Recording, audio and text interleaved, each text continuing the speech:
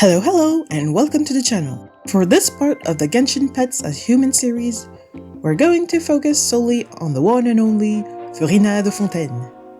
Unlike most characters in Genshin, Furina has the immense privilege of having not one, not two, not three, but 4 whole pets. The members of her Salon Solitaire, whom she can summon based on either her Osea or Numa form. In her Osea form, she summons 3 Salon members, Gentilhomme Usher, Surintendant Cheval Marin, and Mademoiselle Clabaletta. During gameplay, these 3 will stay on the field and beat the snot out of anything in their path. In her Numa form, she summons the Singer of Many Waters, who heals unfilled characters. Naturally, with all these folks milling about, I decided they would get a dedicated video, and here we are! Let's get started with... Gentilhomme Usher is a ball octopus with a top hat inspired by the etiquette-minded gentleman of the manor from a book Furina once read. He's the one who keeps everyone in check.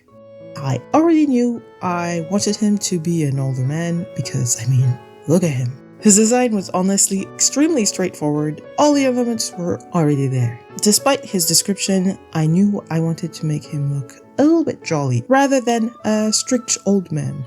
I just like the idea of him always smiling no matter what, even when he's mad. I of course gave him a suit and made the coattails mimic his tentacles from his original form. I ended up giving him glasses since they fit with the shape of his octopus eyes. I also wanted to give his coat some buttons that looked like seashells to keep with the whole marine life theme going on. I did give him a bit of an olive skin tone, mostly because I noticed his octopus form was the darkest shade of blue out of the Salon members. For the final illustration, I decided to do something a little different. After my last video, and specifically after designing Grin Malkin Hat and Buggle Cat Box's human designs, I realized I wasn't super fond of how the final illustrations tended to look, so I decided I'd add the original non-human design next to the human one. So I drew him chilling with his ball octopus form. I honestly like his pose the most out of the bunch. I didn't quite take into account stuff like composition for the others, as you'll see, so I'm gonna just stick this one in my reference wall for future videos. When coloring these, I try not to color pick from my sketch. I just sort of eyeball the whole thing. Wasn't too much of a hassle here considering the limited color palette. For the octopus form, I started with the same colors but added a blue layer on top in a lower opacity and a random color mode to make him look more like his summon form, which I will do for all the other Salon members. Since the octopus form was now part of the illustration, I did get to do something a little nicer for the background. Still kept it ultra simple. If it works, it works. And here's the final design. I really love this one so much. The pose, the composition. Like I said, I didn't really take all that into account for the others, and I'm already regretting it. Anyway, no chibi yet. You'll have to wait for the rest of the Salon members. The second design is Surintendant Cheval Marin, which I just realized is a bit of a mouthful. She's a bubbly seahorse, also inspired by a character from the same book as Gentilhomme Usher, this time the talkative superintendent of the manor.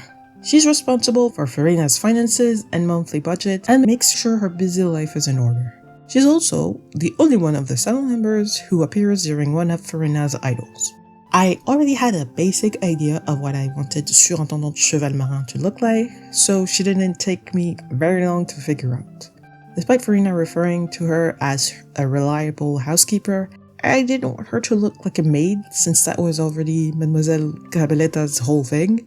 Instead, I wanted to lean into the cute and feminine qualities of her seahorse form and make her look a little fancier. The idea was that she was someone who cared quite a lot about her appearance.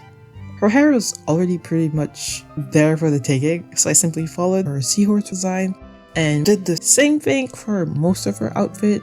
I turned her fins into a part of her dress and gave the top the look of a seashell. I also gave her some light makeup to really sell the whole professional but fancy look. For the final illustration, I, of course, drew her with her seahorse form. I had the idea of drawing both of them blowing bubbles in opposite directions, and while I still think the idea was pretty solid, I do wish I'd thought about the placement of her seahorse form a little more.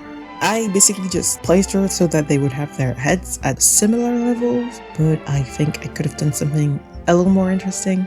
At least her human form is posed nicely. I wanted to give her a flowy look, as if she were underwater blowing bubbles, and honestly, I'm patting myself on the back on that one. I think it translated pretty well. I changed a few minor things from her sketch, like taking away the puffy sleeves I'd added to her gloves. Felt too cumbersome and didn't really add to the design. I also turned her stockings into tights. The small gap of skin didn't feel like it added anything to the design, and I felt like she looked a little more professional with her legs fully covered. I did give her some earrings that matched the little jewel on her bow, although I'm not sure they're super noticeable. And here's the final design. As much as I bemoan the composition, she's one of my favorite human designs for one of the Salon members. Mademoiselle Crabelletta is an armored crab maid inspired by the main character of Furina's book, an idealistic young maid. Just like her inspiration, she's a bit clumsy, often accidentally cutting Furina's clothes. Crabelletta's design was once again very straightforward. I basically had to design a maid. Since Furina introduced her as her adorable maid, I knew I had to make her look cute. With the armored crab having the biggest build out of all the Salon members, I wanted to make her chubbier. Although I do think I could have gone a little harder. To keep with the seashell theme she has going on, I gave her apron a similar shape. I wasn't too sure what to do with her hair, so I settled for a neat bun. While it's a fairly standard hairstyle for a maid, it felt distinct amongst the Genshin cast, so I ended up really liking it. Once I moved to the colors, I made her very pale, since her crab form has the lightest shade of pale blue on her body amongst the Salon members. For her final illustration, I drew her bowing while lifting her dress.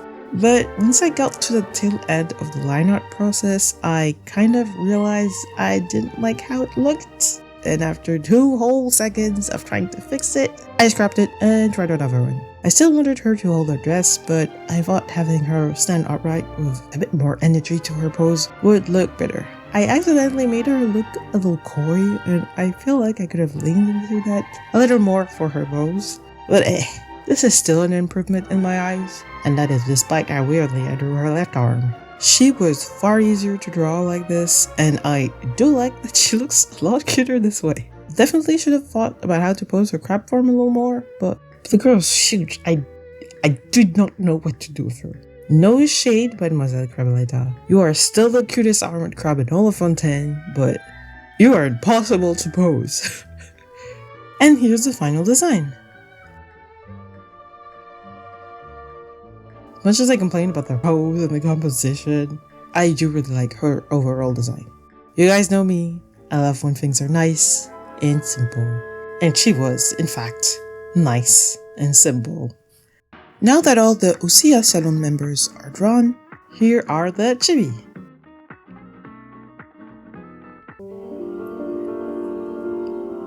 Now that we've done all the Ousia Salon members, it's time for the last regular of Furina's Salon Solitaire, the Singer of Many Waters. As stated before, the Singer of Many Waters is summoned in Furina's Numa form. It takes the appearance of an oceanid with a very familiar calic and a crown. It's been speculated that it's supposed to represent Fossador's original oceanid form, but for the sake of this video, it will be an entirely new character. First things first, I had to decide on the gender for the singer. In French, it's male, but I found that it was female in other languages, and after a bit of overthinking, I settled on making her a woman. I struggled a lot with the design. I made several different attempts to translate the design into a human form, even leaning more into the whole Fossador thing and making her look like Furina, trying several ways of posing her wings into capes, but it just was not working. I did find a hairstyle that I liked and tried to lean into the whole queen aspect of the crown until I finally realized I could just lean more into the singer aspect and take inspiration from Marilyn Monroe. Once that idea settled in my head, it became a lot easier to figure out an outfit for her. I gave her a mermaid tail dress to imitate her alternate tail, and after a few tweaks, finally landed on a design I liked. I knew I wanted to draw her singing, with the orb in one hand and the other on her chest. I do think drawing her in perspective with the viewer looking down at her slightly would have been more interesting. And I do remember actually briefly attempting it before deciding against it. I think I was worried I wouldn't finish on time if I tried it, but honestly, I should have been brave and done it anyway. But that's fine, I did still go all out on her. It took a few tries to get the pose right, but once I was done with the line art, I simply drew her alternate form at her side. It definitely would have looked amazing in perspective. I moved to the colors and decided to give her some makeup. You'll see me go back to it because I wanted something a little more bold, and I did end up adding some pink and some sparkles to make the whole thing pop more. I really had a blast rendering the dress. I probably should have used some sort of reference for the material, but I was just having fun winging it, honestly. Same thing for the orbs. I just kind of did my thing and just hoped it looked good. I made sure to make her very sparkly all over. I'm gonna make sure she looks like a star. And here she is. This design was such a pain. I'm glad I came up on top with something that looks nice. Here's her chibi, with Furina in her Numa form. And there we go. 4 human design for Furina's Salon Solitaire. Not as much hard work as I anticipated, surprisingly. Much less research as well.